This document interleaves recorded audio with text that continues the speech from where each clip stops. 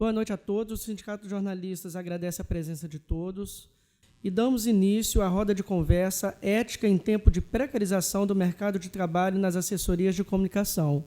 O evento faz parte dos 40 anos do Sindicato dos Jornalistas, que foi fundado em 1979.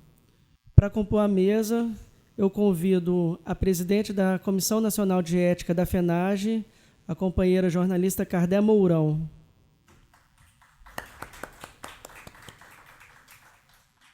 Convido o jornalista e professor da UFES, José Antônio Martinuso. Jornalista e sócio-diretor da empresa Companhia de Comunicação, Cláudio Rocha. Nesse momento, eu passo a palavra para o Martinuso, que vai fazer a abertura das indagações, do diálogo aí. Boa noite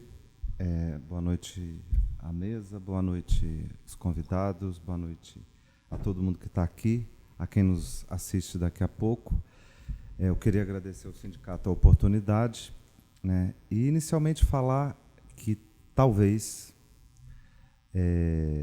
a ética seja o assunto mais necessário e importante que qualquer debate que a sociedade civil ou política faça hoje em dia se dedique a ele. Porque nós estamos vivendo uma verdadeira crise civilizatória no mundo e especialmente aqui no Brasil, né? Quando a gente fala de ética, né, ética é um nome que está há muito tempo rodando, né? Não existe uma única ética, né? Existem várias éticas, né? Porque ética vem de ethos, vem de mores, latim e grego, que significam costumes. Ou seja, a ética é aquele conjunto de costumes e valores que são consensuais a organizar a vida em coletividade. Então, quando a gente fala ética, né, se não for uma ética muito específica, a gente está falando da ética humanística, que é a ética que a humanidade vem constituindo, né, há milênios, e que os gregos ajudaram muito, os romanos, e depois o iluminismo, né, e depois lá com as revoluções, e depois ao fim da Segunda Guerra Mundial, que foi lá,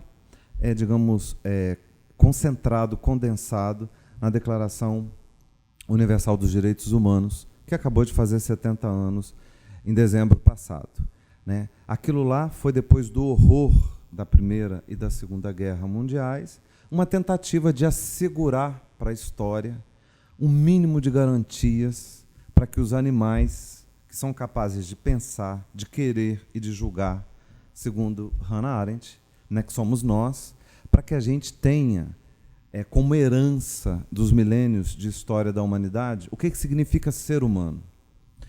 E o que está acontecendo agora, nessa segunda década do século XXI, é que a gente está estranhando muito o que ser humano está se transformando. Nós estamos sendo capazes de, aqui e mundo afora, de nos distanciarmos, né, daquilo que é divino e nos aproximarmos daquilo que é, digamos assim, bestial, né? Pico della Mirandola, há séculos e séculos, escreveu no Elogio à Dignidade Humana que Deus criou o homem, mas criou tudo, né? Numa brincadeira lá. Criou o homem e criou tudo. Aí ele olhou para o homem e falou assim, mas que diferença que eu vou te dar, né, dos outros animais? Aí ele virou para Adão e falou, sabe o que eu vou te dar? Eu vou te dar o livre-arbítrio. Ou seja, a única coisa que nos diferencia dos outros animais é a nossa capacidade de pensar, de julgar e de querer, que a Hannah Arendt, lá no século passado, foi destrinchar. Mas Deus vira para Adão e fala, cuidado, a sua capacidade de escolha pode te levar ao nível do divino ou pode te jogar ao nível das bestas feras. Em pleno século XXI, depois de tudo que a humanidade já passou, depois dela ter constituído a Declaração Universal dos Direitos Humanos, a gente está esquecendo o que é ser humano, né? Essa ética humanística que a humanidade conseguiu condensar lá na Declaração Universal dos Direitos Humanos, e a gente está se aproximando desse rastejar de bestas feras e pouco nos diferenciando dos outros animais, né? Só que a gente nunca vai ser como os outros animais, porque a gente é capaz de continuar querendo, pensando e julgando. E a gente está continuando, a gente está para um caminho muito grave de desejar o mal, né? De não se culpar por quaisquer males que se façam, né? Nós estamos caminhando para uma sociedade muito perversa, como eu chamo, né? A gente passou o século XX numa sociedade neurótica, que é aquele sujeito que encarna a lei, que encarna a regra, que tem culpa, que tem remorso e que procura se corrigir, para uma sociedade perversa, que é a fase da nossa idade lá de 3 anos. Né? Eu posso tudo, eu quero tudo, né? O que vale é a minha regra, e ai de você se não seguir a minha lei. Eu posso tudo, você só pode o que eu quero. Né? Isso é como funciona a cabeça de uma criança de 3 anos, antes de ser submetida aos limites civilizatórios. E nós estamos caminhando para esse tipo de sociedade, né, de total irresponsabilidade com o outro. A gente só está enxergando o outro como um mero objeto do nosso uso, né, de exploração, para os nossos mais, digamos assim, para os nossos mais temerosos projetos de dominação e de submetimento do próximo. Né? No século passado, numa sociedade neurótica, claro que havia os perversos, né? Mas os perversos ainda reconheciam a lei e negociavam com ela.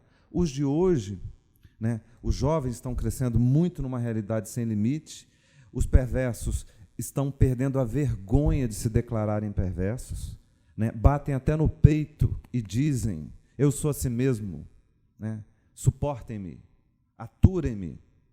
Né? Ou seja, o individualismo chega a esse ponto, né? Se você é minoria, lixe-se você. É a minoria, é a maioria da força que tem o direito de se impor. Você não tem o direito de existir porque você não tem força para se impor. Né? É o fim da política, é o fim dessa ética humanística que contempla e coloca todo mundo. Né? Eu já devo estar estourando o tempo aí.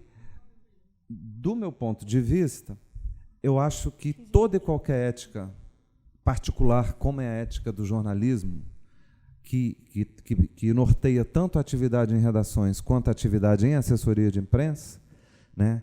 Quando eu estou dando aula lá na universidade, o que eu digo? Quais são os fundamentos da nossa ética? A Declaração Universal dos Direitos Humanos e a nossa Constituição. Né? Essa ou seja, é a ética das leis que foram consolidadas pela vontade popular, né? Ou seja, que estão lá aprovadas numa democracia, e das recomendações éticas que consideram todo ser humano como digno de ser tratado como um ser humano, como digno de existir na sua diversidade, como digno de ter casa, de ter alimentação, de ter educação, de ter diversão, de ter trabalho, de ter segurança, ou seja, digno de ter uma vida de pessoas que se pensam, que são capazes de julgar e escolher um caminho para elas. E, infelizmente, o que o mundo tá se tornando é uma grande arena de bestas feras. As que têm mais força, as que têm mais capacidade de gritar, vão fazer um conluio, né, ou tentam fazer um conluio, para submeter e extinguir aqueles que não têm grande capacidade de se articular ou que não são em grande número. Então, eu acho que, numa redação ou numa assessoria de imprensa, como jornalista numa redação ou como jornalista fazendo assessoria de imprensa, o que a gente precisa é reforçar uma ética humanística, uma ética que considere que somos iguais, que devemos ser fraternos, que devemos construir a nossa liberdade e que devemos entender, aceitar e construir um espaço de diversidade, porque os seres humanos não são iguais. Não dá para categorizar. E a gente, como jornalista, como professor, como formador de opinião, a gente precisa entender que habita em qualquer um de nós tanto o amor quanto o ódio. O que faz a diferença não é a gente achar que é bonzinho ou que a gente é malzinho. O que faz a diferença é a gente ter consciência de que habita em nós tanto a possibilidade de abraçar o outro quanto a possibilidade de agredir o outro. A diferença é que o nosso grande investimento tem que ser a fraternidade e não a violência. O nosso grande investimento tem que ser a irmandade entre pessoas que são iguais por condição e dignidade humana, e não investir nas diferenças que devem ser eliminadas. As diferenças precisam ser respeitadas como uma condição de experiência humana na Terra. Não dá para os fortes ou as minorias agigantadas ou aqueles que têm capacidade ou hegemonia financeira ou discursiva de acharem que têm um direito de impor um mundo que lhes seja agradável. O mundo é de todos nós somos iguais em direitos e dignidades. E o trabalho do jornalista, em qualquer lugar que ele exerça, é, antes de tudo, um trabalho deve ser, antes de tudo, um trabalho de um cidadão que defenda o humanismo, que defenda as ideias do iluminismo. Nós estamos precisando refundar o iluminismo. Olha a que ponto chegamos. Em pleno século XXI, temos de fazer uma lição de casa que a humanidade já fez há 4 séculos atrás. Mas, como já se disse, a humanidade tem a fragilidade de uma vida, ou seja, a civilização tem a fragilidade de uma vida. Todo mundo que nasce, não nasce civilizado, nasce um animal com a potência para qualquer coisa. Se a sociedade chegou onde chegou, é porque nós falhamos em passar os fundamentos da vida civilizada e humanizada. Então, a gente precisa acordar, para, como profissionais e como pessoas, investir numa ética humanística, numa ética de civilização iluminista.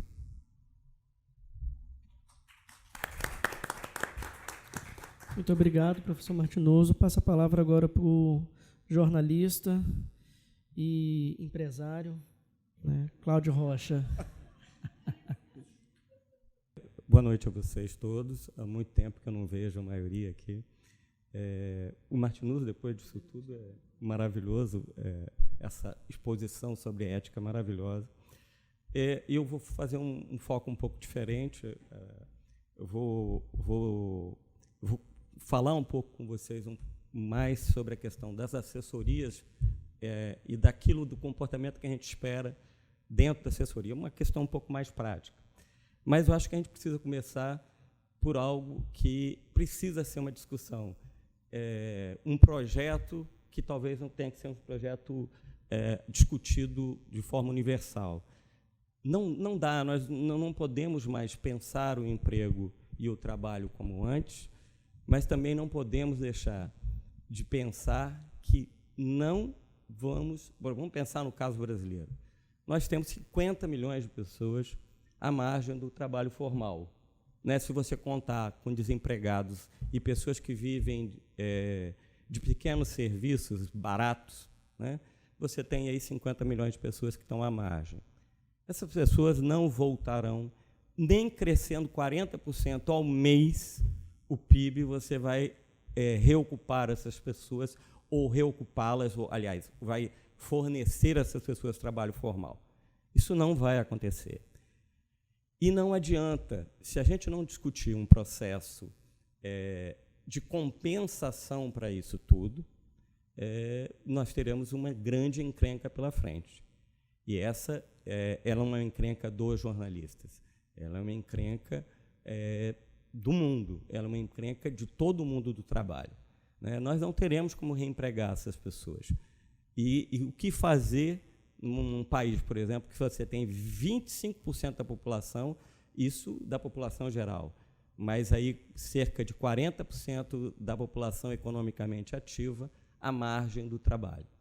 O que se faz com isso? No nosso caso, aparentemente, é curioso isso. Nós esperávamos, ou talvez esse seja o momento, que mais se precise de jornalistas em assessorias de comunicação. Eu acho que os escândalos de corrupção no Brasil, o momento político do país, tudo isso parecia nos abrir oportunidades de trabalho que não se abriram e que não se abrirão. Porque nós passamos por um processo, eu acho que talvez eu não conheço tanto nacionalmente, mas regionalmente nós conhecemos, a nossa realidade é muito dura, e nós sabemos que a maior parte dos jornalistas do Espírito Santo provavelmente hoje está à margem desse trabalho formal também, né? Eu vou aproveitar do Douglas ter me chamado de empresário, porque isso é uma coisa muito legal, é muito legal que a gente perceba como o sistema brinca, ele te atribui, sem nenhuma cerimônia, coisas que você não tem. O empresário, na minha cabeça, é o empresário que eu imaginei lá atrás. Eu sou microempresário. Eu sou microempresário. Eu sou sócio minoritário do governo, sem privilégios e sem poder de barganha. Entendeu? Então, o que acontece com a gente nessa crise de emprego e de trabalho? O que acontece com as assessorias hoje é que as assessorias, elas também, não só o trabalho se precarizou, a nossa negociação se precarizou. De vez em quando eu dou umas topadas. Mas essa é a nossa realidade. Nós não temos nenhuma força nas negociações e não conseguimos compreender que em segmentos tão pequenos como dessas microempresas de assessoria, nesse segmento tão pequenininho, quando alguém presta um serviço ruim, ele contamina todo o segmento. Nós não temos assim, a imagem que a gente passa quando alguém faz um trabalho ruim, é a imagem de que o segmento inteiro é muito ruim. E isso compromete em tudo, inclusive a nossa negociação, né? Eu costumo dizer que há 15 anos, 20 anos atrás, em assessoria, você ganhava muito mais do que ganha hoje, né? E estou falando de empresas como a minha, né? De microempresas como a minha, né? A gente ganhava muito mais. Hoje você faz trabalhos por 30%, 40% do valor do que você fazia há 15, 20 anos atrás. Isso é assustador. Isso é assustador. Quando alguém me pergunta, e eu sei que é uma desilusão falar isso, mas quando alguém me pergunta, ou alguém me fala, vou abrir uma empresa de comunicação, falo, cara, sabe, essa é uma alternativa se você não tem nenhuma outra alternativa. Sejamos honestos. É lógico que tem gente nesse segmento que está um pouquinho melhor que o outro. Não tem ninguém, eu desafio alguém a dizer que está bem. Não tem ninguém bem. O que acontece hoje é que a gente criou, inclusive com as mídias sociais, a mídia social, por incrível que pareça, que poderia abrir um leque de trabalho, e abriu para um grupo de pessoas, ele comprometeu o trabalho das assessorias de tal forma, porque o que acontece? Os meninos mais jovens, o mercado enxerga que esse é um trabalho mais jovial, né?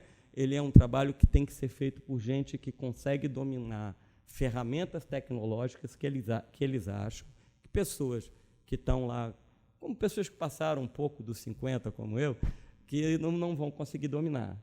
Não é exatamente uma verdade, embora, obviamente, um menino de 10 anos seja mais familiarizado a tecnologias, né, do que a gente, né? Mas não é essa a realidade. Mas é isso que acontece. E essas empresas que surgem hoje para trabalhar mídia social é um negócio assustador, porque os caras transformaram, isso não é nenhuma crítica ao quem trabalha com isso, mas apenas uma informação. Essas empresas trabalham por quase nada. Eles têm volume de rentabilidade de varejo. É assim, se você estudasse um negócio com consultoria e assessoria de comunicação lá atrás, a rentabilidade esperada por cada contrato nosso era entre 45% e 35%. Hoje está bem inferior a isso.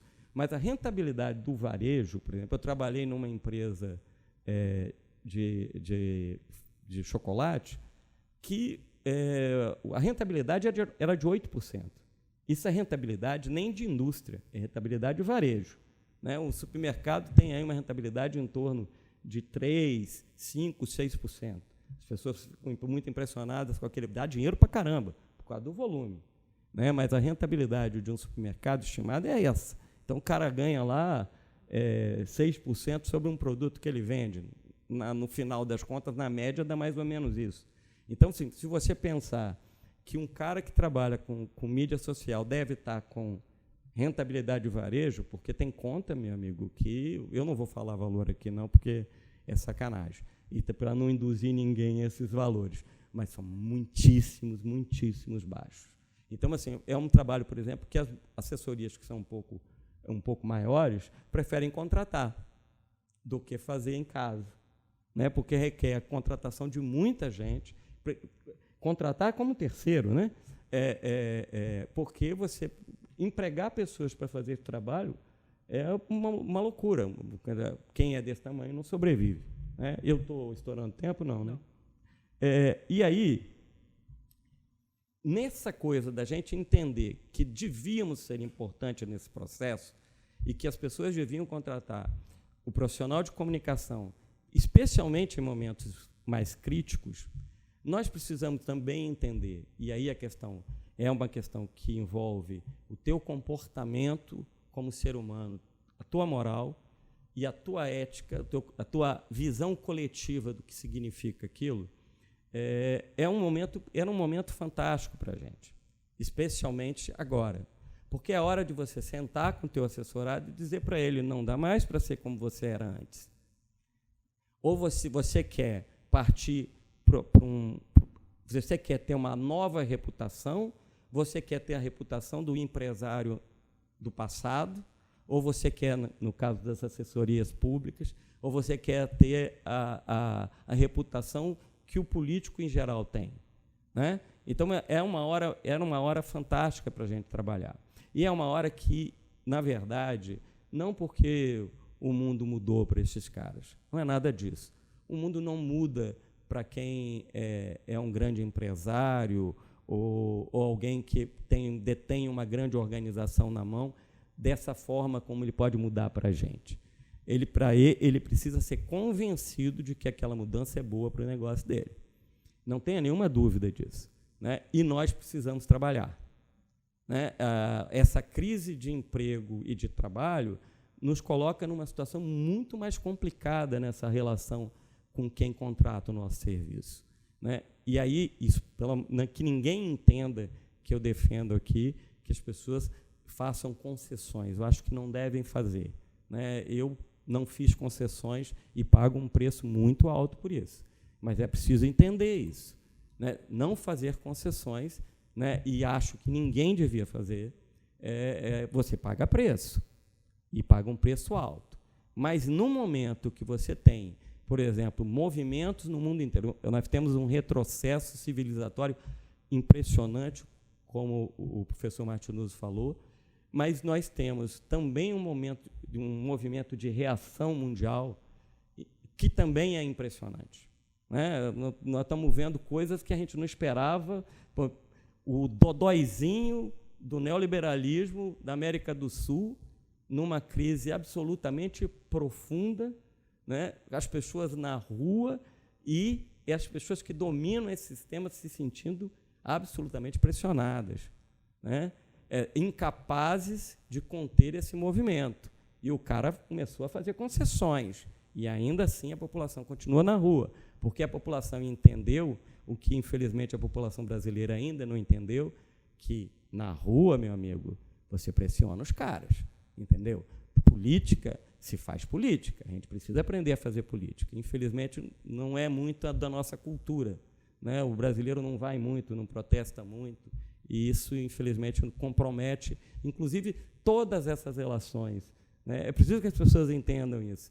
Quando você tem uma concessão de poder que tanto é político ou econômico, quando você dá essa concessão ao outro, você permite que ele te massacre. Quando você reage, e reage como população, como povo, quando você se une, você cria um problema para os caras. Eles precisam dessa negociação para sobreviver ou para manter, no mínimo, o seu status. Entendeu? Então, acho que a gente precisa entender esse processo, a gente precisa entender que a gente tem na mão uma possibilidade e precisamos lutar por ela, que é tentar mostrar para o cara o que ele ganha em fazer uma comunicação ética e prestar um serviço à sociedade ao mesmo tempo, porque imagina quando você consegue convencer um político a ter um comportamento ético, né? O que muda isso para a sociedade? Né? Quando você mostra qual é o ganho que ele pode ter em ter um comportamento ético. Né? É lógico que, se for esperada a falcatrua, não vai rolar. Né? Mas se o cara pensa em projeção, por exemplo, o comportamento ético, nós estamos vendo eu sempre confundo Contarato, né? Estamos vendo o Contarato. O Contarato se projeta, né? Claro que existe coisas, as pessoas falam tanto muito bem como muito mal, porque isso virou isso virou um jogo, né? Então até pessoas que admiram aquele procedimento, às vezes veem naquilo um oportunismo, não sei. Gente, não tem como, o cara é um político.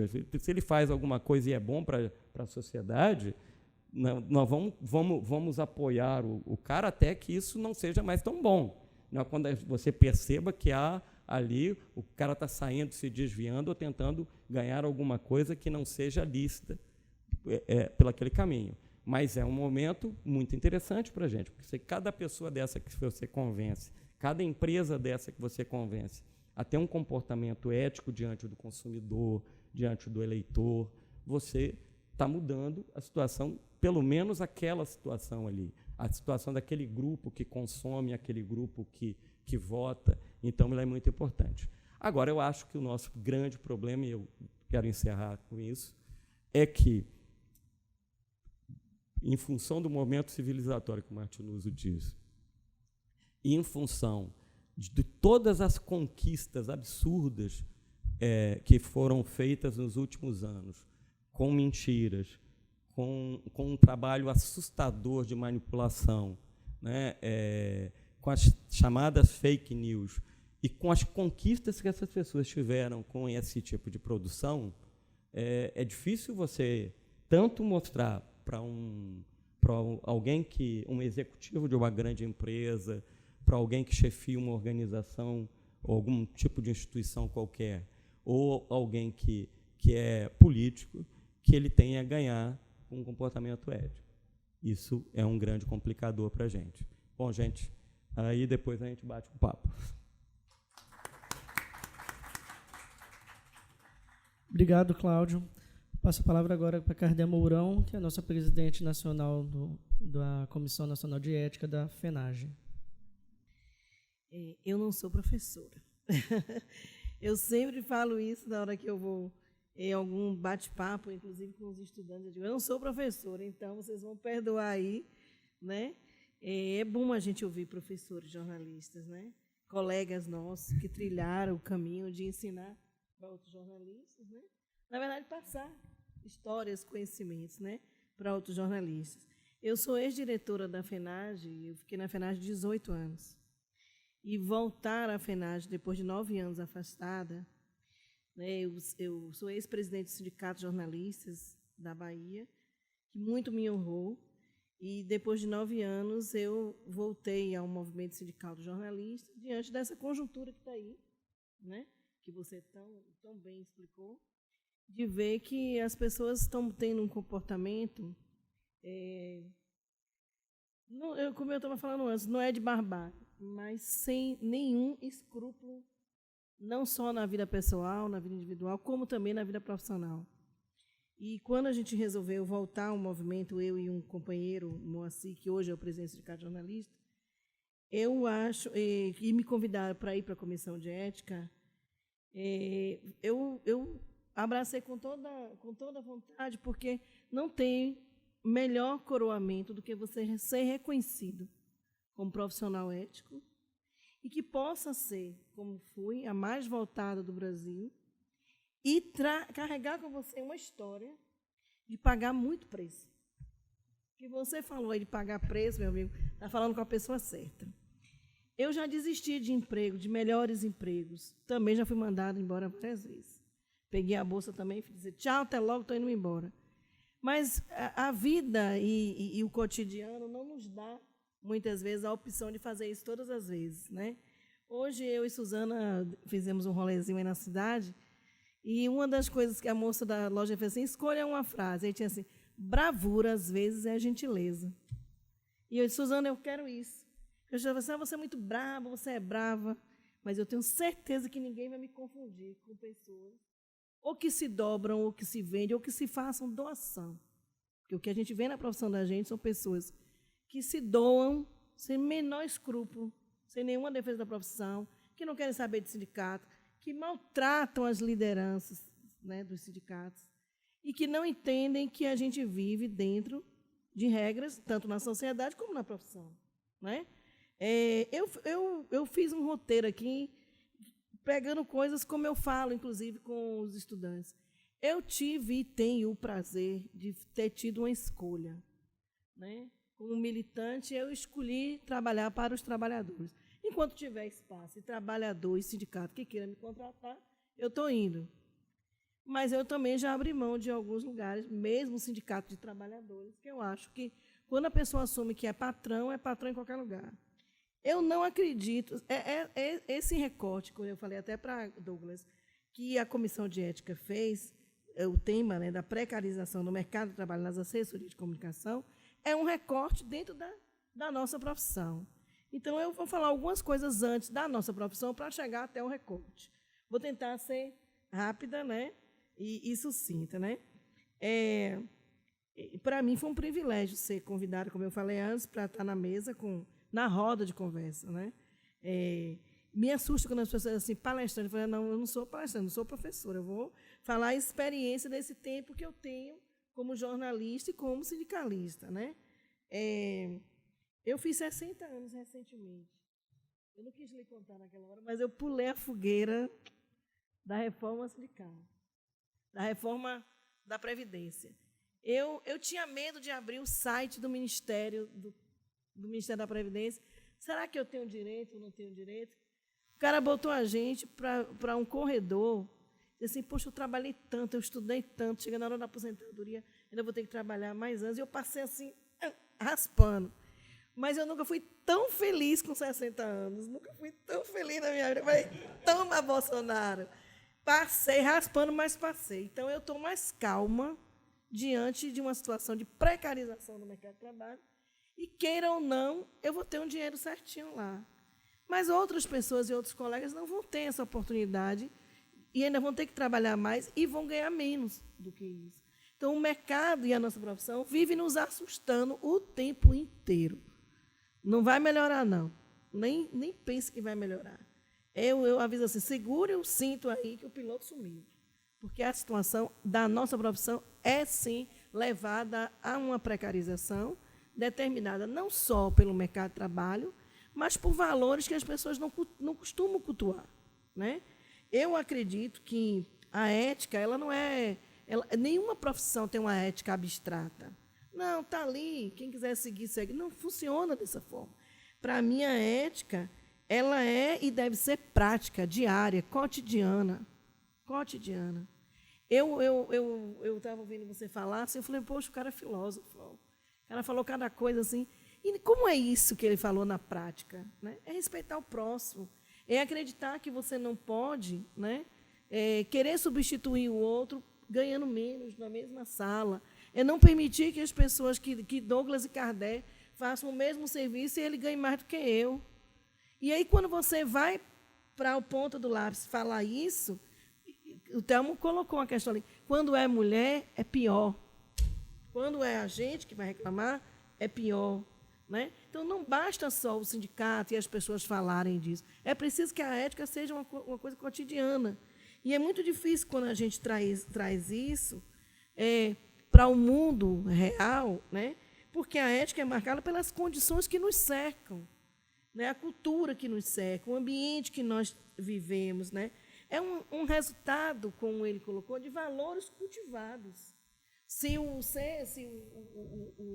ser humano é um animal, que valores são esses que vão ser cultuados para que ele se torne um ser pensante, um ser que tome posição, que tenha opinião, né? Que saiba se posicionar na vida, que questione as coisas, que não assuma valores porque viu na televisão. A gente estava fazendo um bate-papo, que disse assim, eu acho que foi ele que colocou assim, as crianças não sabem, acho que foi um de vocês, o que é notícia, né? O que não tem discernimento de saber o que é notícia. Tudo é notícia para essas pessoas. E a gente que está do outro lado sabe que nem tudo é notícia. E para isso é preciso qualificação, é preciso formação, é preciso investimento individual. Eu sou uma pessoa apaixonada pela minha profissão. Eu escolhi ser jornalista aos 15 anos. Ganhei um celular, eu ganhei um gravador desse tamanho com microfone. Com 15 anos, ganhei uma assinatura do Jornal da Bahia, que era um jornal que era oposição ao então coronel da Bahia, Antônio Carlos Magalhães. Eu ganhei uma assinatura daquele jornal. E eu aprendi a ser oposição lendo jornal. E aprendi muita porcaria também lendo jornal. Né? E eu sou a favor da regulamentação da minha profissão, do registro profissional, do Conselho Federal de Jornalismo, e sei que isso, ainda na nossa categoria, até hoje, nos dias de hoje, o que nos diferencia das outras profissões é que a nossa profissão não tem um Conselho Federal de Jornalismo nos moldes das outras profissões. Nós não temos isso. E muitos colegas foram contra isso. É bom que se diga. Nós perdemos o debate político na categoria e na sociedade sobre isso. Qualquer coisa que nós jornalistas, a gente vai falar, é censura. Vocês querem mudar o mundo, vocês querem moldar, vocês querem manipular, enquanto que a gente quer a chamada e a tão falada verdade. Eu choquei algumas pessoas na semana passada, tem uns 15 dias que a gente fez um evento lá em Salvador, quando eu disse que eu não acredito na verdade. E quem fez filosofia, quem estudou a filosofia moral, sabe disso. Não existe uma verdade absoluta. Existem os fatos. A forma como se contam os fatos é que você coloca a sua verdade ali. E a sua verdade, ela envolve valores sociais, aqueles valores que eu falei anteriormente, adquiridos, valores religiosos, valores ideológicos e valores de sobrevivência. Vamos guardar essa parte para na hora que eu chegar na assessoria. E valores de sobrevivência. As pessoas não entendem que o jornalismo é, sobretudo, interesse público. É, sobretudo, compromisso com a sociedade em que a gente vive. Parece que a gente está fazendo um manifesto da profissão, né? Mas falar de ética é falar de manifesto. Falar de valores, de escolhas que nós fizemos ao longo da vida, né? Nós, da FENAGE, dos 31 sindicatos do Brasil, lutamos e defendemos que a prática do jornalismo tem que ser exercida, sim, cumprindo o papel social. É preciso acabar com a imagem de que o jornalista é um cidadão especial, que o jornalista é um cidadão privilegiado. Privilegiado é a função social que a gente exerce. E como ele falou nesse instante, quanto mais se precisa de jornalistas, quanto mais a gente precisa da chamada verdade, quanto mais a gente precisa de pessoas qualificadas para transformar os fatos em notícia, a sociedade parece que não está nem um pouco interessada. Por que não está interessada? Porque os meios de comunicação não estão nas nossas mãos. O coitado ali não é empresário, eu sou microempresária individual, eu sou MEI. E, recentemente, eu não sabia se eu ia conseguir me aposentar, comecei uma campanha para assinar minha carteira. Eu estou de costas para você, porque estou falando assim. Das pessoas, me perdoe. E aí, eu falei para as pessoas assim, rapaz, eu quero que você assine minha carteira, porque você sabe que eu vou fazer 60 anos, esse Bolsonaro aí, eu não sei se eu vou conseguir me aposentar. Os caras não disseram não, mas fizeram pior. Começaram a divulgar que eles estavam pensando seriamente em não assinar a minha carteira, porque eu já ia fazer 60 anos e o meu plano de saúde ia ser muito alto. Então, assim, eu presto serviço há 5 anos nesse sindicato de trabalhadores. Nós fizemos projetos, eu só trabalho com projeto, eu sento com a pessoa, eu faço isso, eu não faço isso. E as pessoas não estão interessadas em pessoas como eu, que fazem projetos e discutem com o assessorado o que pode e o que não pode ser dito, né? Então, eu entendo que eu consegui, durante esses anos todos, e chegar até a Comissão de Ética na FENAGE, para mim é um privilégio. Isso sim é um privilégio, ser reconhecida como uma pessoa que tem ética. Mas, infelizmente, nem todo mundo se comporta dessa forma, né? Os interesses comerciais, políticos, econômicos disfarçam-se de jornalismo, né? E muitas reportagens são encomendadas diariamente, são reportagens encomendadas. Eu conheço gente que chegou para ganhar um prêmio, fez uma matéria encomendada. O povo não quer mais me botar em comissão de prêmio, porque eu dou 0 em um bocado de coisa. Eu falei, isso aqui é armação, isso aqui é armação, isso aqui é armação. Eu já fui jurada do Prêmio Sebrae 3 anos seguidos. A Suzana já me disse, eu dei 0, é 0. Mas Cardel estava, não, fez o trabalho, um rapaz eu conheço. Essa menina repete essa mesma matéria com o chefe do Sebrae todo ano. Não, eu dei nota no primeiro ano, o outro é 0, 0, 0. Ninguém quer mais me levar para lugar nenhum, porque eu dou 0. Você tem que ensinar. Eu fui fazer uma especialização em metodologia do ensino superior, porque eu tive excelentes e péssimos professores de jornalismo. Não falam a verdade para os alunos, não falam o que é ética para os alunos, ensinam. Aí eu até falo assim, as pessoas não sabem deontologia. O que é deontologia? Depois o professor vai me dizer mais claramente. Ensinam leis, falam Código Penal. Calúnia, difamação e injúria não passam disso. Não pegam um caso e dizem assim, bora discutir o case aqui, o caso agora aqui na sala. Vocês acham que isso é ético? Vão um texto para a lei e dizer, vamos lá, divide essa lei, quem acha que não é, quem é ético. Fazer um debate, as pessoas não fazem isso. Estão nem aí. Tem um curso que eu soube agora, lá na faculdade, que é a minha faculdade, que tem professores defendendo que tirem a matéria ética do curso de produção cultural, que é um curso que inventaram lá, produção cultural. Falei, como assim vai tirar a ética como produção cultural? E mesmo com as metodologias novas, com as novas diretrizes curriculares, estão dizendo que vai voltar ao jornalismo. Mas o básico não é criticando as escolas, é que mudou. Eu estava dizendo ao pessoal aí que as pessoas agora querem fazer rede social, só isso. Tem um diabo de uma métrica, você não me bote um número na minha frente que eu não sei fazer uma conta. Esse negócio de rede social, eu falei, meu filho, eu faço conteúdo. Quem vai medir isso aí é só vocês lá. O tal da métrica. Aí inventaram agora técnico e comunicação. Estou inventando várias coisas. Eu já estou mais chegando lá. Eu vou citar algumas pessoas que eu tomei na vida como exemplo, né? Um desses exemplos é o jornalista José do Patrocínio. Ele é jornalista aposentado, filósofo, já deve estar bem velhinho em Pernambuco, que ele escreveu dizendo o seguinte, o jornalismo é uma habilitação. E são necessários 3 fatores para você ser jornalista e exercer o jornalismo. Vocação, técnica e ética. Ah, mas fulano é tão bom para poder escrever, vá ser escritor. Fulano é tão bom técnico. Se não souber escrever, não adianta tomar o melhor curso do mundo, não vai para lugar nenhum. E ética. Se não tiver ética, não adianta saber escrever, ter técnica, não vai ser respeitado e não vai ser reconhecido como um profissional.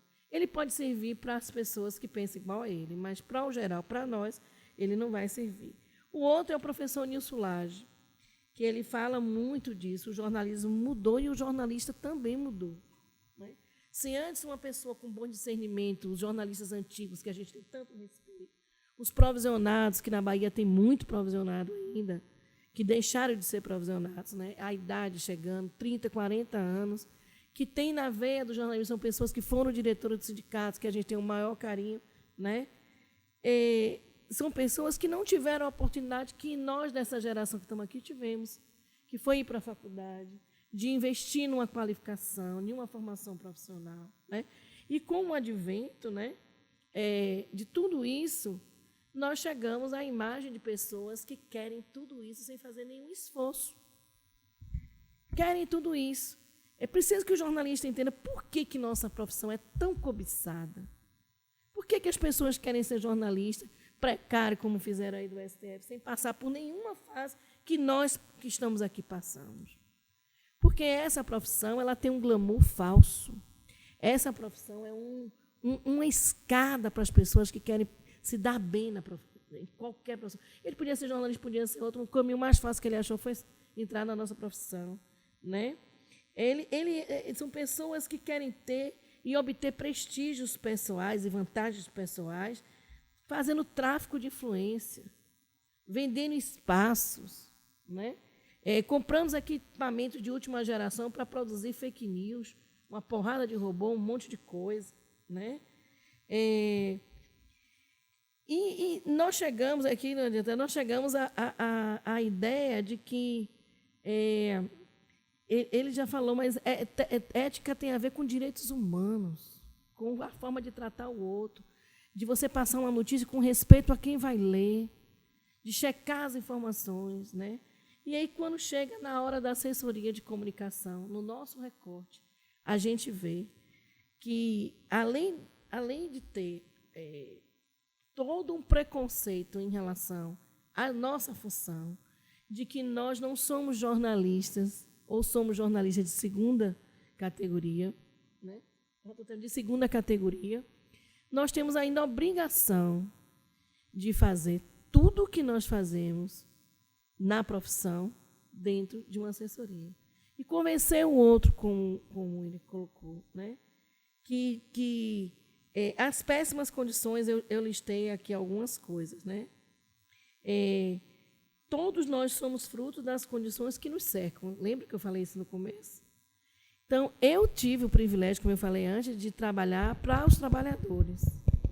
Mas as assessorias que nós temos aí, públicas, privadas, de políticos, de ONGs, de tudo que tem aí, precisam ser ocupadas com dignidade.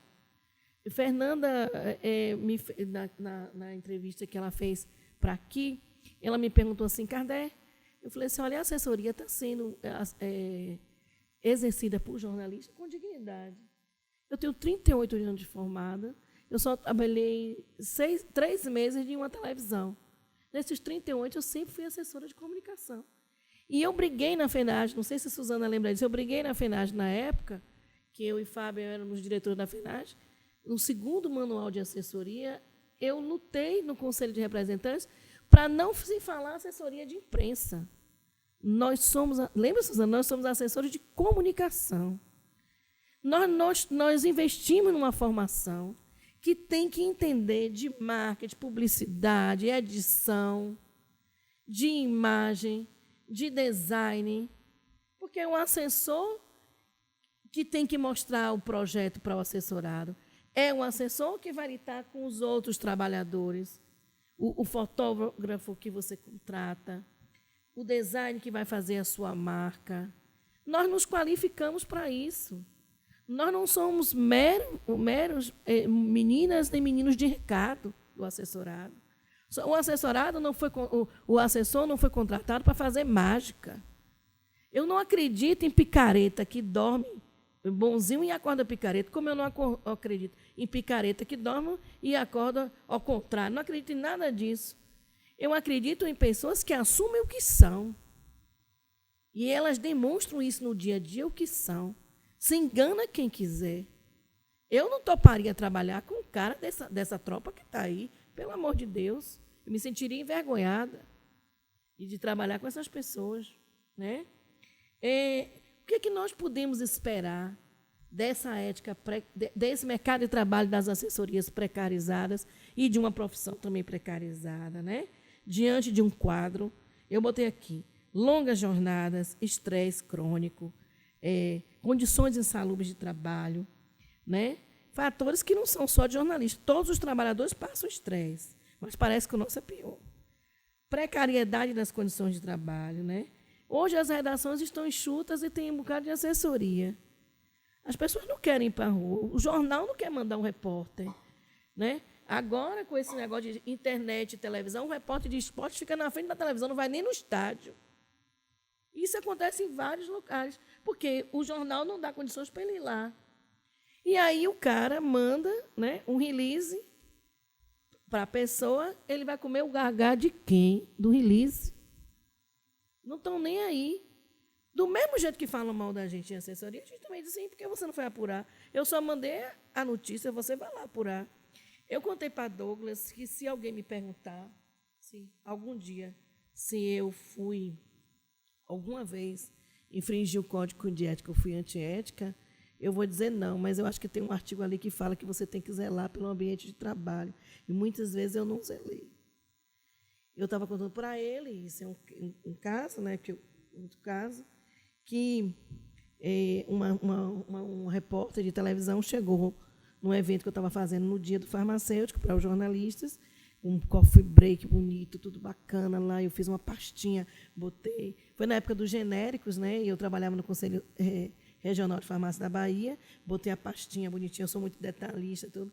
E aí montamos tudo lá, avisamos, olha, quem quiser fazer perguntas, a gente vai fazer a coletiva, depois a gente vai fazer as exclusivas, quem quiser só entrevistar o secretário nacional de Vigilância Sanitária. E aí a repórter da TV Aratu lá em Salvador chegou para mim assim, oi, você não tem uma matéria pronta para me dar para eu fazer um off, não? Eu olhei para ela e falei assim, como assim eu dar uma matéria? Oxe, você quer que eu faça o seu trabalho? Eu já fiz o meu. Está aqui bonitinho, já te dei. Não, mas é porque eu estou com pressa. Eu falei, mas todo mundo ali também está com pressa. Então você vai deixar que eu faça logo uma entrevista? Eu falei, não, filha, isso é uma coletiva. Depois a gente faz. E tem uma ordem de chegada, infelizmente você foi a última. Aí eu disse assim para ela, mas, poxa, você não vai nem facilitar. Eu falei, tu toma cuidado, que tu está com uma doença chamada release mania. Ela disse para mim assim, você é muito grossa para ser assessora. Eu falei, tu é muito burra para ser repórter. E me piquei e fui lá para frente. Então, muitas vezes eu já mandei, fique com o seu emprego, que eu estou indo embora, e está sendo gravado, eu não posso nem dizer o que foi que eu falei. Então, vamos lá. Nas assessorias, eu já estou, né, a gente tem assédio moral imenso. Né? O assessor, muitos dos nossos colegas, e aí, não esperem que eu seja corporativista nessa hora. Né? Os assessores se comportam como porta-voz da empresa. Veste a camisa da empresa. Nenhum outro colega pode questionar nada que ele está ali. Né? Ele assume. Parece que ele que é o dono da empresa. Isso é verdade. Isso acontece em muitos ambientes. Né? Eu estou fora e o Código de Ética está lá bem dizendo. Não tem fonte, eu não faço jornalismo, boto o cara para falar. Segundo o presidente do sindicato, segundo o advogado do sindicato, eu não tenho voz nenhuma naquela matéria. Eu sou jornalista, a matéria tem que ter fonte. Né? Por isso que eu acho, né, que a gente tem sempre que botar o dedo na ferida. A opinião é da instituição. Eu li um artigo de Carlos Chagas que ele fala sobre hospitais, condições, né, precárias de hospital, e que as pessoas estão ali, o repórter disse, mas é verdade. É verdade. Agora, quem vai falar com você é o doutor fulano, que é o diretor do hospital. O jornalista tem que estar aparando os outros colegas, assessor, na faca, na hora que você chega no hospital, que você vê as condições precárias, em qualquer lugar. O Código de Ética do Jornalista é um só. Por isso é que eu deixei bem grande aqui. As más condições de trabalho não são as únicas responsáveis por comportamentos antiéticos. Não são. É a pessoa que escolhe ser diante da necessidade. Ela pode ter os problemas, todo mundo dela. Hoje eu estou ali sendo humilhado naquele trabalho, tal. Tem que sair dessa onda, tem que passar para o outro. E muitos colegas que são concursados, né, a gente vê que ele fica constrangido em estar ali. Mas se ele conseguir se comportar de uma forma, os outros colegas vão reconhecer isso. E para que existe off? Para que ele diga assim, fulano, olha, vai em tal lugar que tem as notícias. Você pode fazer isso. Você pode dar uma notícia em off. Pode, com certeza. Né? Para terminar, tem um artigo 12 do Código de Ética do Jornalista que diz o seguinte. O jornalista deve, ressalvadas as especificidades da assessoria de imprensa, houve sempre, antes de divulgação dos fatos, o maior número de pessoas e instituições envolvidas em uma cobertura jornalística, principalmente aqueles que são objeto de acusações não suficientemente demonstradas ou verificadas. A gente tem um jornal pequeno do sindicato. A gente tem as redes sociais, um corre-corre danado. Vocês acham que o Sindicato dos Trabalhadores vai botar o patrão para falar todo dia? Não. Você faz a sua matéria. E você não vai ligar para o cara para... Mas, quando tiver resposta, você tem a obrigação de publicar. E eu publico. Os donos de posto perguntam direto. A gente faz uma denúncia, aí ele vem e comprova que ele já se regularizou. Porque a notícia que eu dei não é mentira. Eles resolvem lá no posto e voltam com a resposta. E a gente publica a resposta do patrão. São formas que a gente encontrou de se manter ético, né? Porque se a notícia é verdade, não tem como você ser antiético. Mas você tem que ouvir o próximo, ouvir o outro. Mas não é todo dia que a gente vai abrir as portas dos sindicatos para patrão ter espaço na luta de classe que está aí, né? Você não está abrindo porta para isso, mas você tem que se comportar como isso, né? Eu só queria dizer o seguinte, já estou terminando mesmo agora, né? Seguir o código de ética sem uma ação individual, sem uma ação pensativa, né? Sem sacrificar outras vozes, né? Foi a maneira que a gente encontrou de se assegurar, né, que a sociedade tenha acesso ao conjunto, né, de regras que faz com que você seja um profissional respeitado, reconhecido pela categoria, pelas fontes. Você pode trabalhar em televisão, pode trabalhar em assessoria e tal. Eu sou uma pessoa que defendo sempre que todo cidadão, pode ser político, pode ser o que for, tem direito a um advogado, a um contador e um jornalista assessor. Pronto. Era isso que eu queria falar para vocês. Obrigado, Cardé. Agora a gente vai passar para a fase Deixar de falar aqui a noite toda, mas não do pode. Debate em si, das discussões do debate. Eu vou abrir aí essa fase colocando um questionamento. Fala-se muito nas redes sociais. As redes sociais ampliaram o nosso mercado, mas também, ao mesmo tempo, aumentou a concorrência, né? Principalmente de pessoas não qualificadas. E, como Kardec disse no artigo 12, aí, que... Me presta aqui rapidinho para eu reforçar. Que é dever do jornalista ouvir sempre, antes da divulgação dos fatos, o maior número de pessoas e instituições. Aí vou fazer um questionamento, aí vale para os três, uma reflexão para todo mundo. Até um tempo, havia muito claro a separação, era maior, digamos assim, entre o assessor que está ali, está na empresa, nas instituições privadas ou públicas, e o jornalista de redação e o jornalismo de redação. Principalmente com as redes sociais, já vim com sites, hoje em dia, principalmente com as redes. Esse limiar parece que praticamente sumiu, né? Porque você não passa mais pela redação para falar com o seu público, para falar com a própria sociedade. Até que ponto esse artigo não estaria engessado no momento de que, se eu estou falando com a sociedade, eu também não teria o dever ético de ouvir os outros lados, mesmo esse outro lado, às vezes, ser o inimigo daquela instituição, mas que estaria envolvido? Fica a pergunta aí para os três. Depois eu falo. Esse é um dos pontos mais... O negócio é mexer aqui, gente.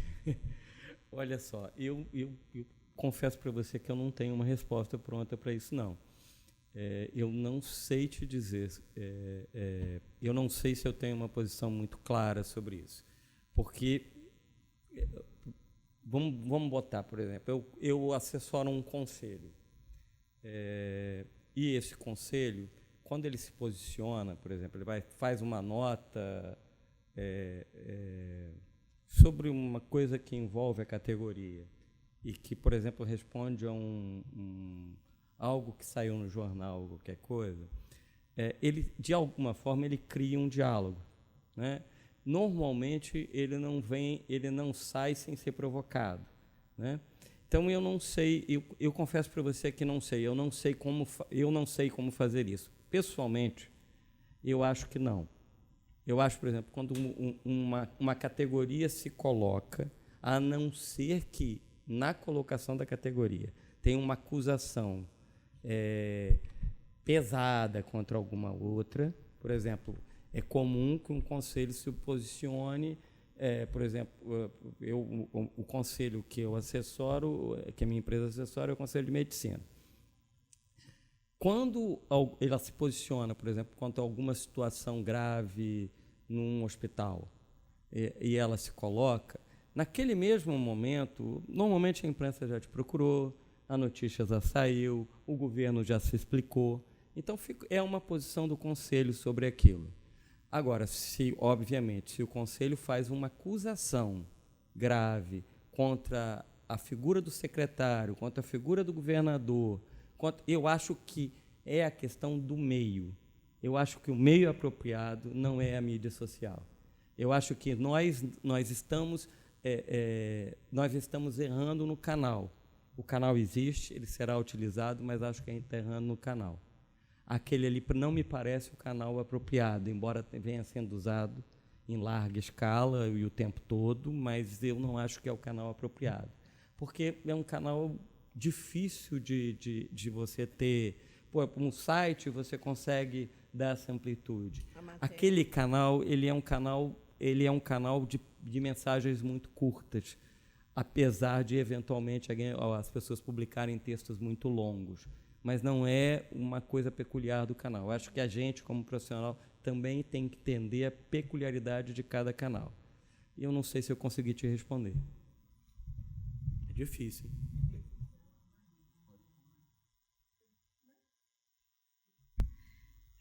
Eu acho. Alô? Olha, Douglas, rede social, eu estava brincando aqui, rede social é barril. Barril na Bahia assim, é barra pesada. Porque a rapidez da rede social, a irresponsabilidade das pessoas produzir tudo quanto é porcaria e jogar lá, né? Eu estava falando assim, é igual ao filme que fala, né, da fofoca, que você joga o travesseiro, né, na cidade, daqui que você pega as pessoas. Você não tem como. É uma irresponsabilidade da forma como as pessoas fazem em rede social. Nós ocupamos as redes sociais para dar informes e bota o link para a matéria maior. É muito, só se não tiver jeito, a gente bota um texto lá, porque é urgente, tem que ler, fulano falou, aí você bota. Mas a rede social é para você botar o link e ir para a matéria maior, como as pessoas faziam antes, né? Que você tem matérias em jornais, matérias especiais sobre isso. Isso que ele está falando aí, de secretário, de governo e tal, se a origem da matéria for verdade, eu deixei isso bem claro aqui, não tem por que a gente se preocupar. Se você vai abrir espaço, não.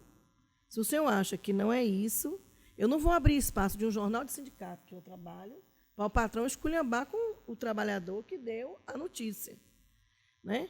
Lá, gente, a questão da precariedade, tem cada coisa, cada categoria tem seus problemas. Os postos de combustíveis cobravam, eu gosto de falar dando exemplo, cobravam a farda que o cara usava, o boné que o cara está fazendo propaganda da BR, propaganda da Shell, a farda, as botas, a gente bota foto, eu boto foto em rede social, de botas furadas do pessoal trabalhar. Eu quero ver ele dizer que é mentira. Eu quero ver ele dizer que é mentira. Não tem como. Agora, eu acho que a responsabilidade do assessor, aí é que está, da qualidade da informação que ele divulga, para que o assessorado, o presidente do sindicato, não queira lhe enforcar no outro dia. Mas por que você publicou isso? Eu digo, porque é verdade, eu faço jornalismo. Se ele não achou ruim, ele que processe lá o sindicato e você que vai responder, porque foi você que deu a notícia, ou o outro que deu a notícia. Eu não faço nada, foi o que a gente conversou ontem. Eu faço muito eleição de sindicato. E eleição de sindicato tem... Um fala uma coisa, outro fala outra, um xinga a mãe, outro vai para não sei o quê. Não faço nada sem o jurídico. Faço a matéria aí, pode publicar, porque envolve outras pessoas. Envolve a honra de outras pessoas. Mas se você publicar, você tem que provar. Tem uma outra coisa que eu falei assim, as pessoas não podem achar que esse artigo 12, que diz ressalvadas a posição de assessor é uma liberalidade. Eu botei aqui a palavra. Eu não sei falar palavras grandes nem difíceis igual professor. Então, eu botei aqui a liberalidade. Então, como assessor, eu posso tudo. Pode não. Porque o Código de Ética está lá dizendo que não é assim. E o Código de Ética é para todo mundo. Não é só para os que estão lá fora, não. Né? É isso que eu penso. Eu acho que depende muito da situação e das circunstâncias que você vai dar esse espaço. Bom, eu acho que qualquer comunicação que seja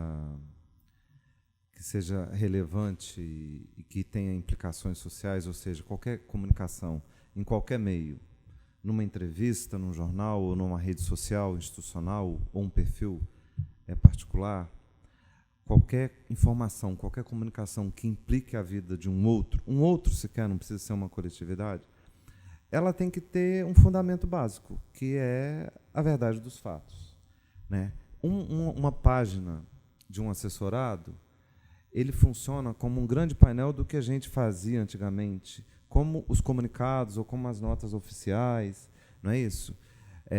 Lá é um espaço que um personagem daquela questão se posiciona. Ou seja, lá não é uma matéria jornalística para todo mundo falar. Mas o que rege uma matéria jornalística e aquele pronunciamento? O compromisso com a verdade dos fatos. É assim, as técnicas mudam muito, não é verdade? Assim, você tem um jornal impresso, você tem uma rede social, você tem... Enfim, as técnicas mudam.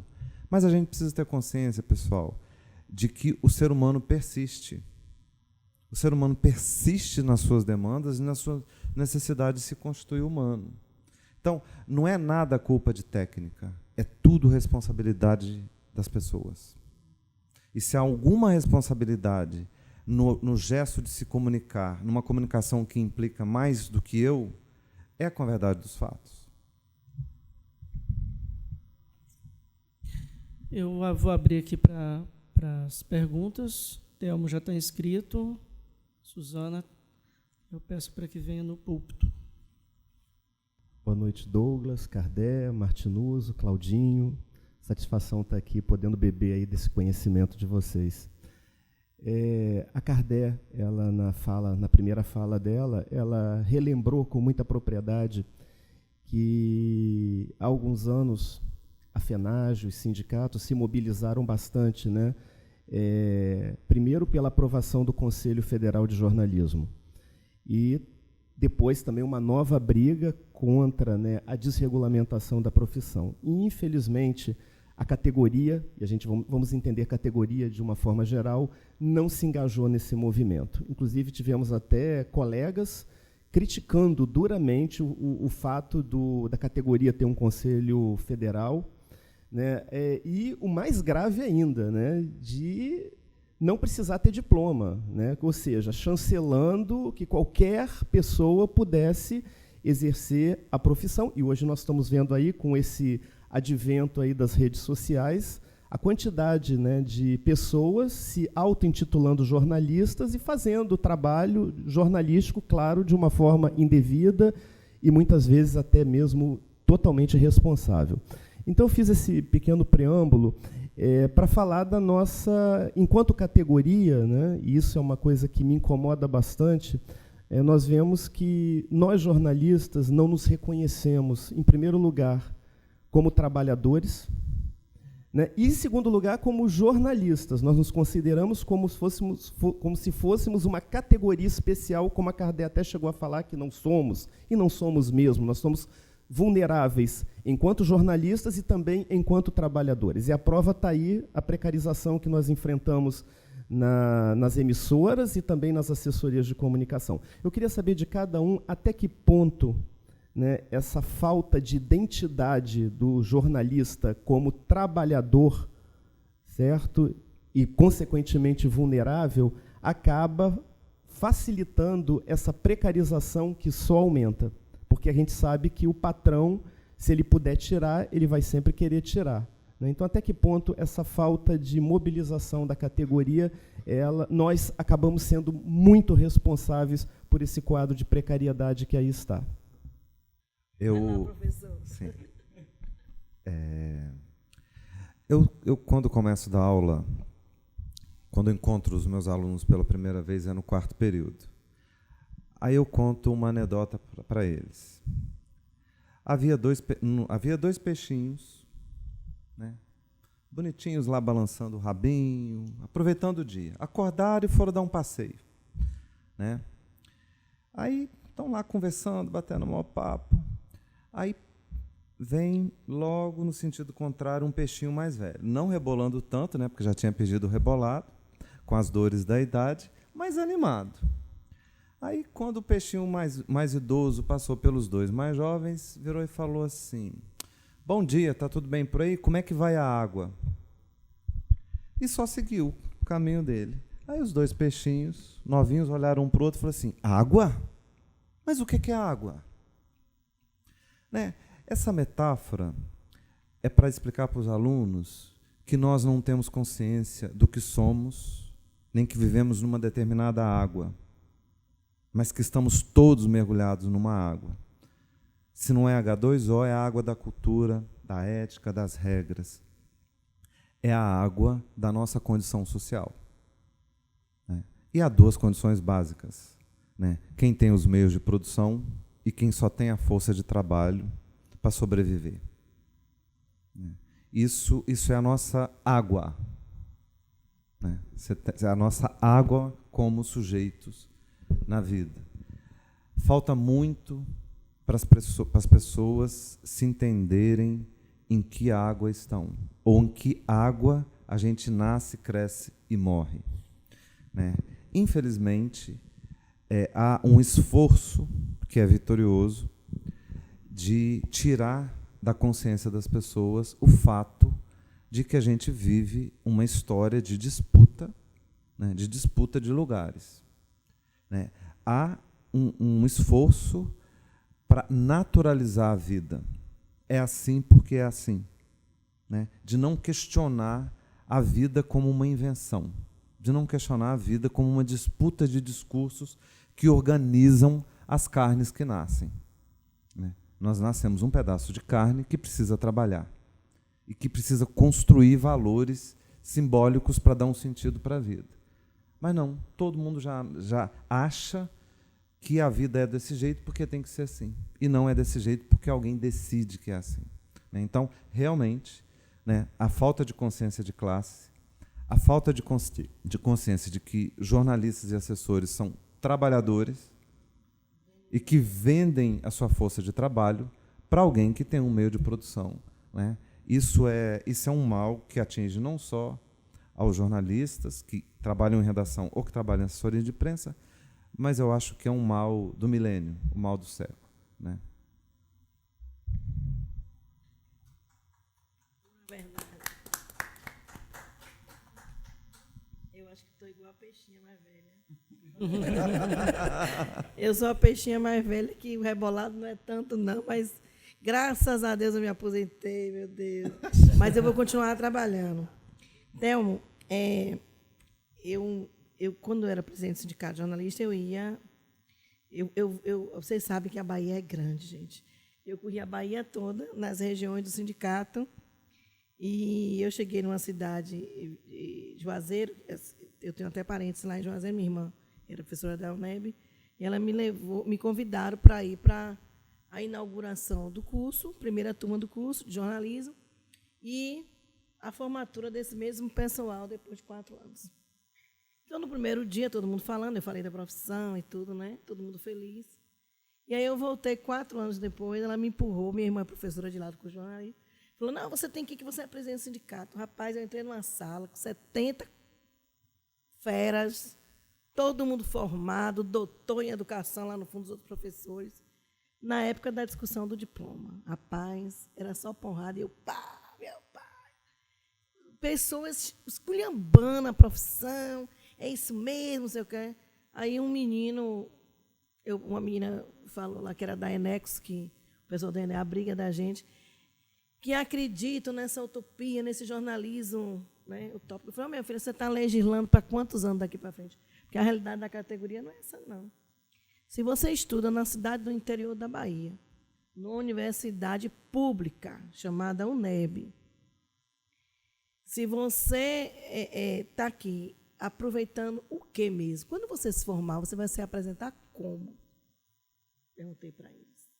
Um foi lá e disse, não, estou aqui para vocês não me atacar, não atacaram a profissão e o sindicato e FENAGE e tudo. Agora é minha vez. Aí minha irmã me deu um beliscão assim, Kardec, tenha calma. Eu falei, não vou ter calma não. Fica quieta aí que agora quem vai falar é Kardec. Esquece que eu sou a presidente do sindicato. Você vai se apresentar como jornalista. Tinha no meio desse pessoal que era contra, tinha um menino negro. Ele hoje é doutor em comunicação. Eu estou esperando ele. Porque eu já fui pior. Eu era rancorosa. Eu disse, me aguarde, viu? Me aguarde, né, Fátima? Me aguarde, que você vai ver o que eu vou fazer. Aí eu disse para ele assim, meu filho, como é que você não me respondeu? Ele vinha me atacar. Você vai se apresentar como? Como jornalista. Então, você bebeu da fonte do conhecimento de uma escola pública que formou jornalistas. Como é que você é contra o diploma de jornalista? Né? Eu falava bem assim, onde foi que você aprendeu? A outra disse, eu vou ter que ir embora, que eu vou fazer uma palestra para os trabalhadores rurais. Eu falei, aprendeu aonde para dar palestra? Menina, todo mundo deu uma risada. Às vezes você tem que levar na molequeira para que as pessoas lhe entendam. Aprendeu de algum lugar. Teve outros colegas que ensinaram, outros professores que ensinaram. Então, isso aí vem desde as escolas. Vem do professor que não passa. Você sabe que eu fiz essa última especialização que eu fiz em assessoria de comunicação. O título era enorme, não, faz menor, que era assim, a necessidade da implantação da matéria assessoria de comunicação sindical, né, e do terceiro setor nos cursos de comunicação. Eu comecei a fazer um levantamento, não tem uma de assessoria e uma oficina de assessoria. Eu perguntei para o professor assim, vem cá, entrevistei professores, entrevistei coordenadora do curso, como é que os meninos têm contato com a assessoria de imprensa? Não, no primeiro dia de aula, eu mando eles escolherem. Eles nunca vão escolher comunicação sindical nem terceiro setor, porque a visão que eles têm elitista de empresas como Petrobras, que tem dentro de uma sala todas as profissões dentro de uma assessoria. É assim a realidade da gente? Não é assim, não. A realidade da gente é você, você e você, para fazer muitas vezes tudo. Que tem que terceirizar serviços, né? Então, a pessoa não vai se conscientizar nunca se não for um processo de educação. Qual é a ideia do sindicato, da gente do sindicato agora? Qual é a ideia da Comissão Nacional de Ética? Fazer um monte desse código pequenininho, bonitinho, que vocês fizeram, massificar, conversar com as pessoas. A Comissão de Ética daqui visitar as escolas, participar de debates. Lembram antigamente vai passar em sala de aula? É voltar. Gente, nós temos que começar de novo. Porque o que está em fora, a realidade que está em fora, é pior do que a gente possa imaginar. Tem uma coisa que me ensinaram assim, isso que foi no Rio de Janeiro, eu não sei, eu tenho década aí como jornalista, eu não sei quem foi que contou isso. Diz que um jornalista chegou na redação, primeiro dia de trabalho, e aí o editor, ele se tremendo todo, né? O meu primeiro trabalho, assim. Aí o cara disse para ele assim, meu filho, escreva sobre Jesus Cristo. Ele olhou para um lado, olhou para o outro, contra ou a favor? Eu não sei qual é a desse cara, estou chegando aqui agora. Não sei se ele é judeu, eu não sei de nada. Nós temos que fazer isso. Onde é que eu estou? Para que lado eu vou? Como é que eu vou? É verdade. Porque as pessoas apresentam assim. Fulana é jornalista. Eu falei, minha mãe, pelo amor de Deus, não me apresente mais assim, porque do jeito que está aí, todo mundo quer ser jornalista. Esse STF resiste para um monte de vagabundo, um monte de molequeira aí. Minha mãe, minha filha, mas você foi a primeira filha que formou. Vocês não têm ideia como foi a festa. E minha mãe agora, com 90 anos, sofrendo, porque eu não ia conseguir me aposentar. Então, esse glamour é falso.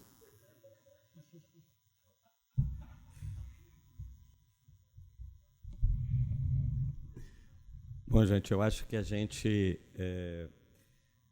não é um privilégio de jornalistas, não, mas a gente compra discursos prontos. né? E nós estamos em meio a um discurso forte, único, né, que é o novo discurso neoliberal do eu empresa, né? Então, assim, somos todos patrões de nós mesmos, somos todos empresas de nós mesmos. E, cara, isso não é verdade, né? Isso não é real, isso não é verdade. Os colegas sabem que eu não sou um ferrenho defensor, nunca fui, do diploma de jornalista e do diploma de nenhuma profissão que não seja daquilo que a gente julga de conhecimento exato. Isso não significa que eu não defenda o conhecimento, que eu não acho que o jornalista que se forma, ou que tem o conhecimento, ou que busca o conhecimento, não é um profissional melhor. E como eu dei aula muito tempo não perto do Martinuzzi quase nada, mas eu dei aula por 7 anos, eu acho que o grande barato de dar aula é fazer com que o cara se envolva e busque conhecimento, mesmo que ele não seja obrigatório. Esse, para mim, é o grande barato. E eu acho que a gente tem que buscar conhecimento. E buscar conhecimento é profundamente ético. É o respeito ao outro, né? É poder se dedicar àquilo que você pode fazer de melhor para você e para o outro. Entendeu? Então, é isso que eu acredito. Acho que a nós, e a maioria, ou quase todos os trabalhadores, falta consciência de que nos impuseram um discurso, como foi imposto um pensamento único em algum momento, e nós seguimos isso. Eu vou contar rapidinho para vocês o que se passa hoje em reuniões de assessoria de comunicação que me envergonham como profissional.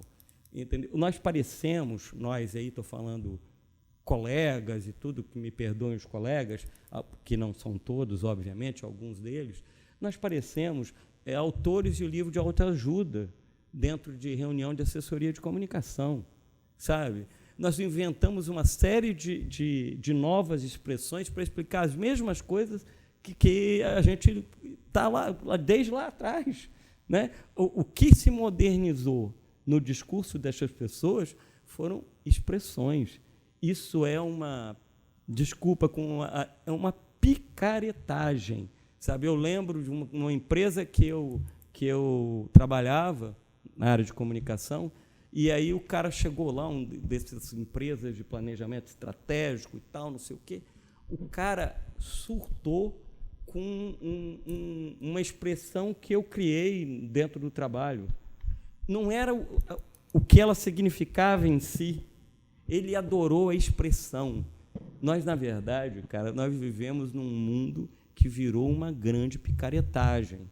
E nós, profissionais que buscamos conhecimento, não podemos compactuar com isso. Tá? Cabe a gente dizer para o assessor, para o assessorado da gente, que o caminho que ele está seguindo é fácil, é rápido e vai comprometer o negócio dele lá no futuro. Entendeu? Esse é o nosso trabalho. Por isso eu defendo o conhecimento, gente. Acho que defendendo o conhecimento e percebendo que a gente é massacrado por um discurso dominante, acho que a gente consegue reagir melhor, o que não é exatamente muito fácil, né? Deixa só eu responder aqui só para você. Eu aprendi, eu tenho uma formação espiritual, eu sou espírita, espiritualista, eu acredito em tudo que você está falando. E, como eu falei antes, a gente brincando ali, falando de Marx, eu fui estudar as coisas mais simples para entender as mais complexas, né?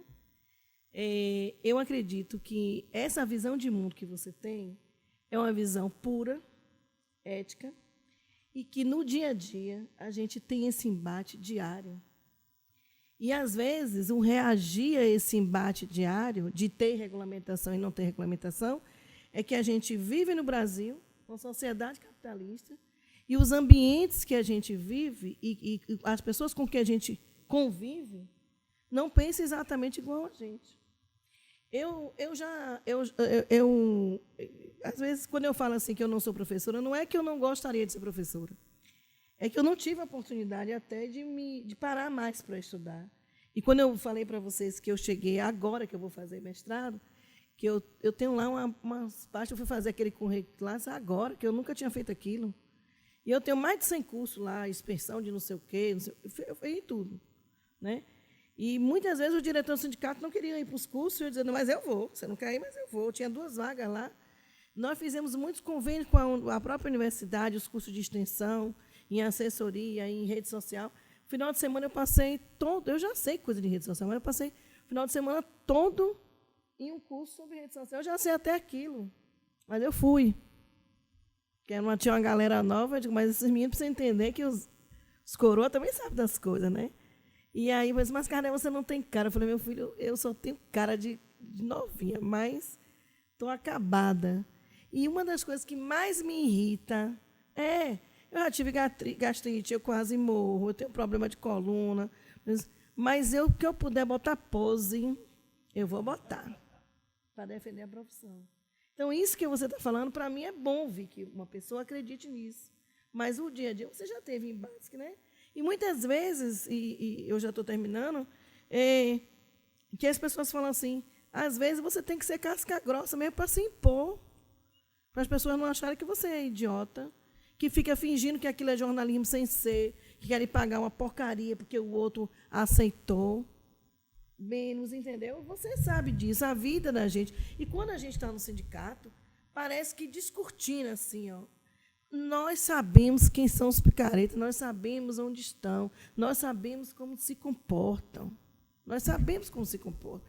Qual é a moral, quando a gente faz, qual é a moral que essa pessoa tem de defender isso, se no dia a dia... Hoje eu estava dizendo assim, rapaz, eu me perdi, quase que eu me atraso para vir para aqui, porque eu passei a tarde, Sérgio também falou, vendo Fernando, aquele maluco, qual é o nome dele, meu Deus?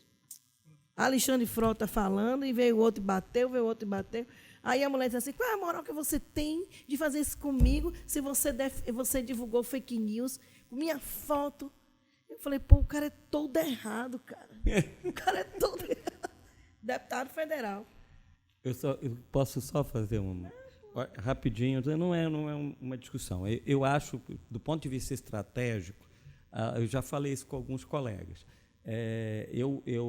Primeiro que vocês sabem que eu adoro vocês, independente da gente ter algumas diferenças de posição, que eu acho saudável, né? Mas eu acho, do ponto de vista estratégico, que a gente nunca conseguiu bancar uma discussão que buscasse ser igual aos outros, né? Eu acho que essa estratégia, para mim, me parece a mais lógica. Tá certo, eu acredito no conhecimento. As pessoas acham que você não precisa ter um diploma para exercer a sua profissão. Mas por que a minha? Né? Por que a minha? Eu estou falando para vocês de uma pessoa que não é um defensor do diploma. Né? Mas por que a minha? Faça isso com um advogado. Faça isso com um advogado. Sabe? Faça isso com um economista, sabe? Com um psicólogo. Né? Que são profissões que você não tem lá uma ideia de domínio exato de conhecimento, entendeu? E vou dizer para vocês, vou fazer uma confissão para vocês, das equipes todas que tive até hoje, das vezes que eu liderei uma equipe, eu tive um não jornalista, que era excelente profissional, uma sensibilidade para trabalhar na época, e eu não vou citar nome nem da pessoa, nem do veículo, uma grande sensibilidade para trabalhar, um negócio impressionante. Hoje, e não pela posição que ele acredita, mas hoje é um olavista. Um olavista famoso, que faz sucesso. Entendeu? E aí, acho que não faltou conhecimento. Não é, sabe, não é. Não, eu não vou, eu nem vou entrar nisso, mas assim, do ponto de vista da defesa do conhecimento, e eu estou confessando a vocês que eu tive um jornalista que foi para um caminho, né? Pensando nesse aspecto, a questão é o seguinte, eu posso acreditar que você tem uma posição diferente da minha, mas isso é uma aberração. Isso é uma aberração. Mas eu não acredito que... O meu problema é que eu não acredito que a formação em um curso te garanta esse conhecimento. Isso eu não acredito. Entre os grandes picaretas que eu conheço na nossa profissão, Tem formatos. Não é o Exatamente. diploma que dá, né? Não, Não essa é. questão ética não. Diploma é um papel na minha cabeça. Ajuda você a conhecer melhor. Complementando aí a fala do Cláudio Rocha, eu, ao contrário, eu conheço uma grande profissional, mestre, doutora, pós-doc, se não me engano, que também é olavista. Então, né, e parece que ficou cego por todas as coisas da profissão. Não, além de ser olavista, parece que cegou todo o resto. Né? Eu vou passar a fala para a Suzana, que está inscrita. Boa noite, gente. Boa noite, colegas. Boa noite, colegas da mesa. Obrigado por vocês estarem passando com a gente esse importante tempo debatendo, né? Tão interessante a nossa profissão, a questão ética, que norteia a nossa profissão, mas que, ao mesmo tempo, é esquecida o tempo inteiro. As pessoas não percebem que ela tem que estar introjetada na gente, mas se esquecem, né, dessas coisas. E aí vou fazer uma... Eu lembro, quando eu dava aula na UVV, a gente fez vários seminários, e um deles estava o professor Clóvis de Barros, né, que trabalha com ética. Ele é meio maluco, mas ele tem umas colocações interessantes. E ele disse o seguinte, isso que eu acho que, por aquilo que Martinuzzo falou, que nós vamos ter que buscar, lógico, vamos ter que buscar, talvez até recriar o iluminismo, porque parece que a gente entrou numa treva profunda, e que ele disse o seguinte, a escola base, que foi o maior problema, foi o caso mais emblemático, o jornalismo brasileiro já passou por falta de ética, por falta de apuração dos fatos e tudo, e ele falou isso tem bastante tempo, que a escola base vai acontecer quase todo dia no jornalismo brasileiro. E ela vem acontecendo mesmo, quase todo dia no jornalismo brasileiro. Né? Então, assim, eu lembrei disso, essa questão que nós estamos discutindo, essa falta de bom senso, essa falta de apuração, essa loucura do dia a dia, as pessoas não percebem aquilo que o Kardec estava conversando, está vindo para cá. Você citou o caso da Açougueiro. E eu tinha citado um caso também de um outro fato, que o que a gente mostra da população, das pessoas, a gente não percebe que aquela pessoa mostrada, como vai ser o dia a dia dela na comunidade. Eu lembro de uma foto que a Gazeta, quando existia como jornal, que infelizmente acabaram com o jornal, que a Gazeta publicou de pessoas que estavam entrando pela porta do ônibus sem pagar passagem. Acho que eu estava dando aula aí naquela época também, dei aula também, quase com o Claudinho, dei aula junto com ele também, uns 10 anos. E tinha um senhor que não tinha nada a ver. A foto era só ilustrativa. Mas como é que aquele senhor, que é um trabalhador, você vê um trabalhador humilde, como que ele vai explicar na comunidade dele, dos amigos dele, que ele não estava fazendo isso? Era uma foto ilustrativa. Então, quer dizer, não é uma escola base no todo, mas é um pedaço, e às vezes ela no todo também, todos os dias. Principalmente com todos os programas enlouquecedores que nós temos hoje, muitos programas policialescos, muitos, além, quem não tem, está entrando na mesma onda, porque a gente criou o fato que as pessoas gostam de violência, nós vamos o tempo inteiro, às 6 horas da manhã, na hora do almoço, à noite, toda hora. Você vê a banalização da morte, da vida, da violência. Então, eu só queria que vocês falassem um pouco sobre isso, que eu acho importante a gente discutir o tempo inteiro a escola base presente na nossa vida jornalística o tempo inteiro. O tempo inteiro ela está aí. O Clóvis de Barros, com toda aquela coisa dele, ele estava corretíssimo. Né? Na hora, quando ele falou, eu falei, não acredito, não vai. Nossa, já vi várias depois disso. Valeu, gente, obrigada. Eu vou tentar ser rápida, então, já vocês estão dizendo, vou começar. Eu nem toquei nesse assunto aqui, porque isso aí, minha filha, é um buraco sem fim. Isso aí é um buraco negro. Isso, para mim, não é jornalismo. Eu fui para um debate na TVE lá em Salvador, e na hora que me perguntaram, como presidente do sindicato, eu falei assim, isso não é jornalismo. Isso aí é lixamento moral. Isso aí é uso indevido da imagem, é falta de respeito ao próximo. Né? O Jornal da Bahia teve uma fase, eu fiquei horrorizada, botou um trabalhador todo ensanguentado na capa do jornal, e essas manchetes sensacionalistas. Foi trabalhar e ainda tomou porrada. Um trabalhador, uma pessoa de idade, que foi assaltado 5 horas da manhã. Aí foi contar a história do cara. Eu fiquei horrorizada. Como é que você usa a imagem de uma pessoa em situação, né, desfavorável para poder achar que isso é notícia. Tem um outro exemplo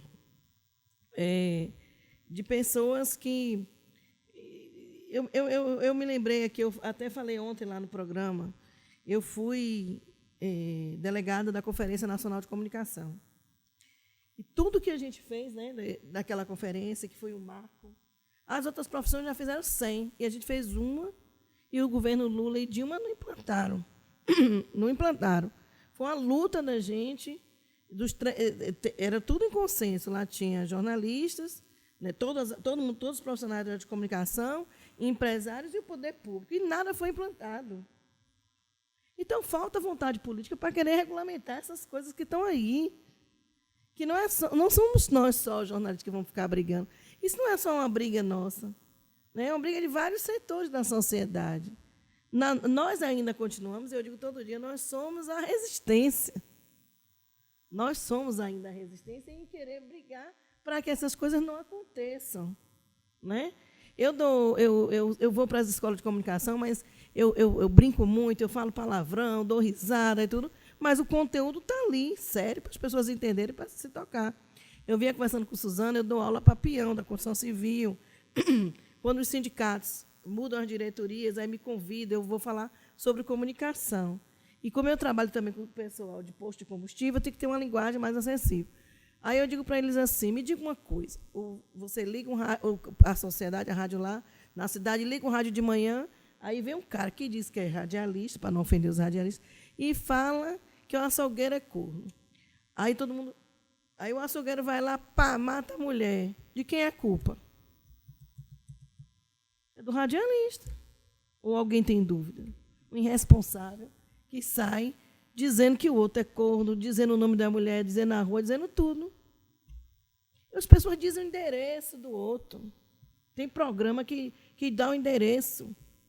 Na conferência de comunicação, eu digo assim, tem coisas na vida da gente que é importante. Eu redigi assim, eu tenho até hoje um rascunho que eu fiz. É vedado aos meios de comunicação divulgarem fotos, imagens, informações sobre pessoas, negros, brancos, crianças, em situação desfavorável. Não se pode, tal. E eu fiquei no grupo de classificação indicativa. E aí eu contei para eles lá ontem, na Rede TV, eu disse, olha, tinha um programa, tinha até hoje esse programa policialístico de meio-dia, que eu estava almoçando, e um repórter chamado Zebim, uma criatura desse tamanhozinho, de paletó, assim, o paletó é maior do que ele, Zebim, e aí vai entrevistar as pessoas, um caso de pedofilia. Botou um menino de costa para a câmera e perguntou assim, meu filho, como foi que o cara fez com você? A criança contou, gente, no horário de meio-dia. Ele mandou baixar a calça. Meu Deus, eu fui enfiando minha cara no prato, assim. Chorei de vergonha. Meu Deus, que absurdo, uma criança exposta desse jeito. Como foi que o cara fez? Passou o bingolim em você? Foi uma criança de 10 anos, de 12 anos. Isso não é jornalismo, isso não é comunicação, pelo amor de Deus. Eu acho que esses casos são absurdos, mas são muito óbvios. Extremos. Mas, assim, são absurdos, a gente vê todo dia, né?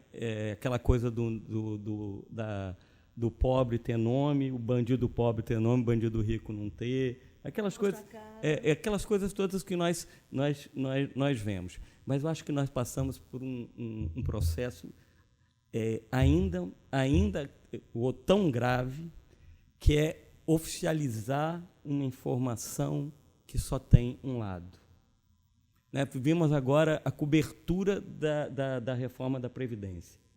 Como independente do que você acredite na reforma da Previdência, do que você queira, mas não houve contraponto. Não tinha contraponto. Sabe, não é possível que ninguém ali pudesse dizer, olha só, existe, agora na reforma tributária vai ser uma coisa muito parecida, né? Não é possível que alguém ali não possa dizer assim, mas por que isso aqui afeta essa parte e não afeta essa, ou afeta menos essa? Porque o cara que vai receber o teto da Previdência, normalmente ele ainda tem Previdência privada, não sei. O cara que perde 30% que é o que eles estão estimando, da Previdência dele, e que ganharia R$ 1.800 e vai ganhar R$ 1.200, R$ 1.300 por mês, ele não tem mais nada. Ele não tem mais nada. Esses R$ 500 foram para o lixo. Isso faz uma falta terrível para o cara. Então, esse processo, acho que é um processo tão grave quanto, e ele tem cara de oficial. Parece que a imprensa parece uma imprensa limpa. Parece uma imprensa limpa. E ela é extremamente marrom. Né?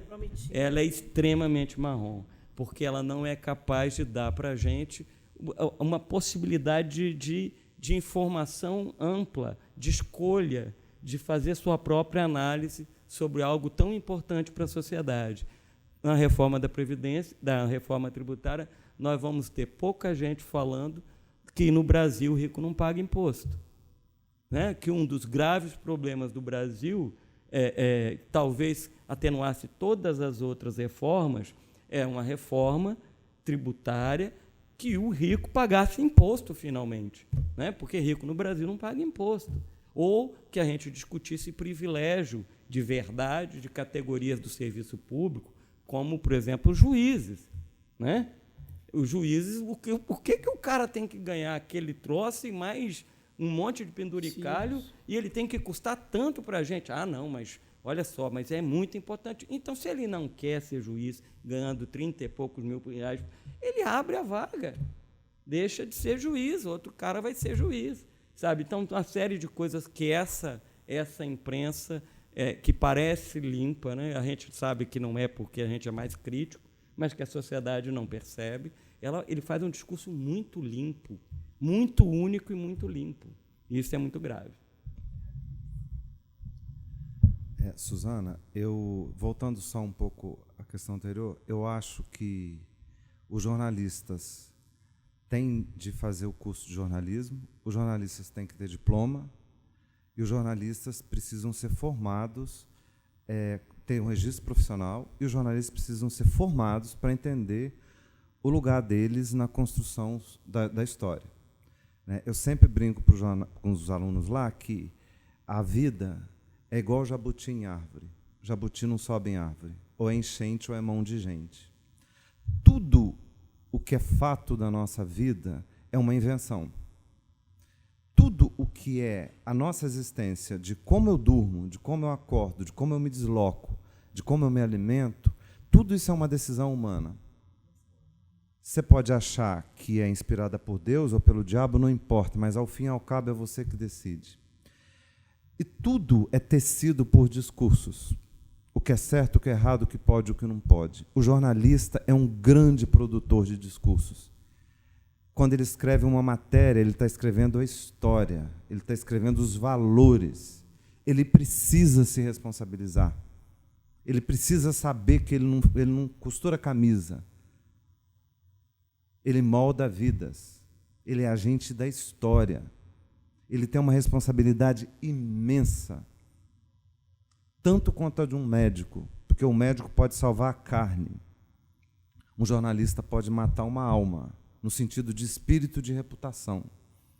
Então, o jornalista precisa ser formado, precisa ter um investimento em conhecimento, e ele precisa saber que o trabalho dele não pode ser leviano nunca. Isso evita a escola, isso evita o escândalo da escola, e isso evita o escândalo da escola todo dia. Os jornalistas estão indo para a redação não entendendo o que é a vida, não entendendo que a vida é uma invenção, é uma construção histórica e é uma construção de disputa. E que o papel dele é o papel de organizar a compreensão dessa complexidade. E ele tem que fazer isso com responsabilidade. Tem André inscrito, mais alguém inscrito aí, que eu vou fechar as inscrições aqui para a gente ir encerrando. Soraya também não. Só complementando aí a fala, pode vir, André. Eu falo muito que a gente vive muito a questão do jornalismo saci pererê, sempre esquece um lado da informação, né? propositalmente, o que é extremamente grave. E aí vem vários dos nossos colegas que fizeram, não sei nem se a gente pode falar que é matéria, porque não houve outro lado, sobre a reforma da Previdência, vem outra reforma. Daqui a alguns anos, quando alguns até colegas deles estiverem na sarjeta, porque não conseguiram aposentar, será que ele vai lembrar que ele foi um dos responsáveis? Respondendo seu comentário, ele não vai se preocupar com isso, não. Ele nasceu já com plano de previdência privado pago pelo papai. Será? Na maioria dessa faixa etária.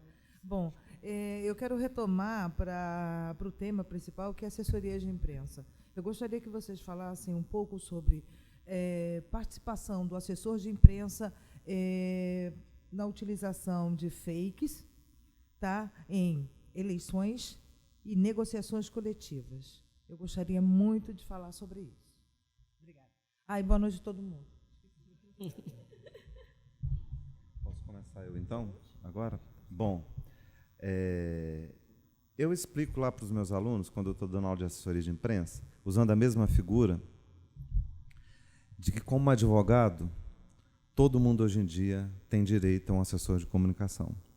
Porque a gente existe enquanto carne e osso, num ambiente da presença, mas a gente também existe como uma persona midiática no ambiente da comunicação, né? E há um especialista nisso, né? E há alguém que está lá. E eu sempre digo aos meus colegas, aos meus alunos e aos meus futuros colegas, que a mim cabe dizer a responsabilidade deles, numa assessoria de imprensa ou numa redação, que é de construir reputações, que é de construir elementos da história. Ou seja, faça a sua escolha de trabalho entendendo que o seu trabalho faz diferença, não só à vida da sua organização, mas na vida da sociedade. E aí você julgue o critério ético de permanecer ou não no seu trabalho.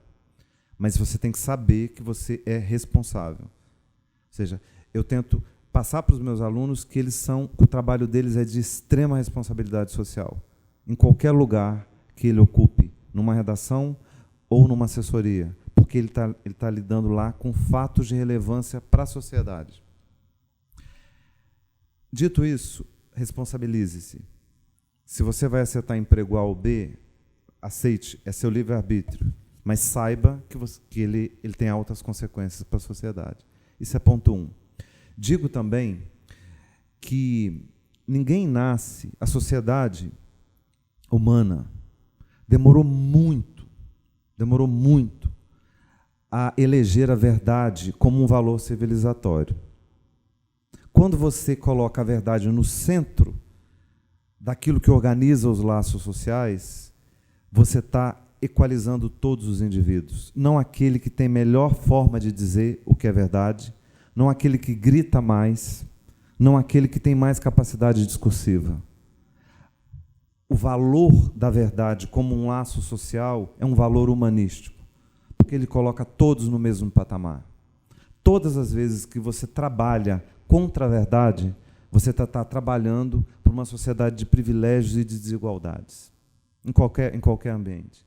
A gente precisa recuperar a verdade como um valor de laço social, ter compromisso com isso, né? Fora da verdade, só há a vitória dos mais fortes e o submetimento dos mais fracos.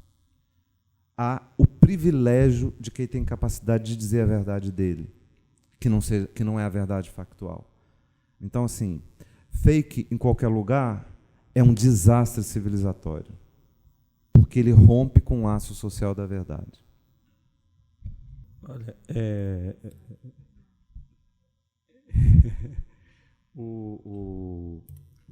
o Martinuzzo sempre tem uma resposta muito sofisticada, então a gente vai tentar aqui para voltar para o...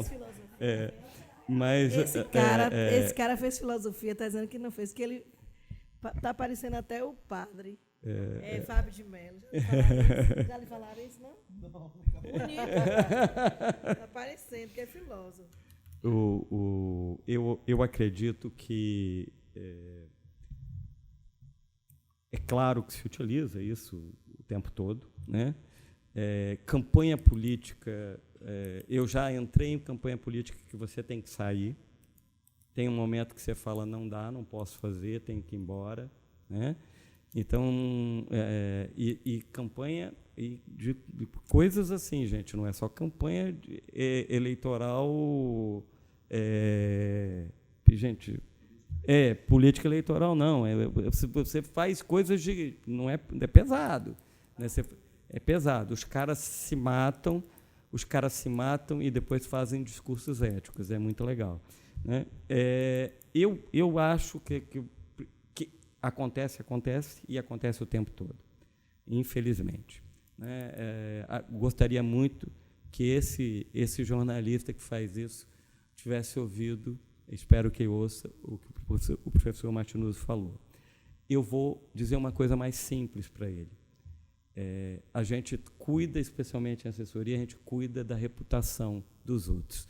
Cuide da sua reputação, entendeu? Então, assim, tenha cuidado com o seu nome. Existem coisas que são marcas, e a gente sabe identificar profissionais por essas marcas, né? Existem profissionais que a gente sabe que são muito sérios, que até às vezes têm posições diferentes uma das outras, mas são muito sérios. E existem profissionais que a gente sabe que não são sérios, né? E esses profissionais são os profissionais procurados normalmente nesses casos. E acabam, alguns deles, até ganhando muito dinheiro com isso, né? Agradeço a presença de todos. Eu disse a ele, eu já vou fazer minhas considerações finais, que eu falo muito. Eu sempre digo assim, a única coisa que meu pai me deixou foi meu nome, minha honra. E eu digo isso para meu filho, né? Cuide da sua honra, cuide do seu nome. Porque é muito ruim você ser escalado, apontado como um pária, sabe? Na sociedade. Essa coisa do fake news, ontem lá também eu tive divergência sobre isso, conversando com o pessoal. Fake news é bom porque aí vai mostrar que tem jornalista que não faz fake news. Rapaz, não entre nessa. Eu não quero essa porcaria em lugar nenhum. Isso é uma decadência da sociedade. É uma decadência de valores universais. Do mesmo jeito que a gente está falando do açougueiro lá, né, que matou a mulher, e do radialista, as pessoas fazem isso diariamente com os outros. Isso é fofoca. Isso é mentira. Isso é maldade com o próximo. Não é questão de o bem e o mal, né? Não é questão disso. É reputação, é a sua imagem, é o jeito de você ser. Hoje você não precisa só ser, você tem que parecer ser. Né? Quer dizer, antes de dizer assim, não, fulano é ético, mas ele tem que parecer ético. Ele tem que ser. E é uma luta diária da gente para dizer para as pessoas que não vai fazer aquilo. Eu não gosto de fazer campanha política. Política eleitoral eu não faço. Faço mais sindical e de entidade. Eu não gosto de campanha política. Aí uma companheira me convidou para fazer a campanha política. A mulher fazia tanto crime eleitoral. Eu ia ganhar uma grana boa. Eu falei, filho, eu vou morrer. Tchau, até logo. Você não quer me ouvir? Eu e uma outra companheira sentamos com ela um dia. Peguei um papel, aprendi isso na faculdade. Fiz uma linha, botei... Isso foi um trabalho de um colega meu, que é professor de marketing, fez na sala de aula da gente na universidade, lá na década de 70. Ele falou, dividiu o quadro no meio, do lado de cá ele escreveu tudo de bom. Valores que a sociedade quer, tudo de bom. Católico, não sei o quê, foi eleito, líder e tal, do lado de cá. Tudo de ruim. Naquela época, assim, homossexual, primeira coisa, já tomei um susto. Ateu, não sei o quê, tudo que a sociedade dizia que era bom e ruim. A sociedade não é assim, bom e ruim. Tem que ter um equilíbrio. Aí vocês sabem quem era o bom? Hitler. E vocês sabem quem era o mau? Leonardo da Vinci. Então, questione todas as informações que mandam para você. Que não tem gente de tudo bom e não tem gente de tudo ruim. Tem que ter equilíbrio. E o equilíbrio diário é muito difícil. Muito difícil. Pronto. Agradeço né, convite, ter vindo para cá, adorei. Ficaria horas com essas duas criaturas conversando e com vocês. Obrigada. Obrigado a todos. Passo a palavra para o Martinuzzi e depois para o Cláudio para as considerações finais. Eu agradeço demais o convite para estar aqui. Eu falo muito, talvez filosoficamente, não fiz filosofia, meu estudo é todo na área da psicanálise e da comunicação, mas eu falo muito em questões de princípios, porque os princípios é que iluminam o cotidiano, né? E a gente precisa entender que não age automaticamente, a gente age pelas ideias. Por isso que a gente precisa entender que ideias nos iluminam, né? E é a partir delas que a gente segue, porque a gente não age por instinto, a gente age por opinião, e as ideias é que formam opinião. Mas adorei a conversa, também ficaria horas aqui com vocês. Espero que a divulgação seja ampla e que a gente se inspire cada vez mais a construir um novo iluminismo aí para produzir novas práticas, novas histórias.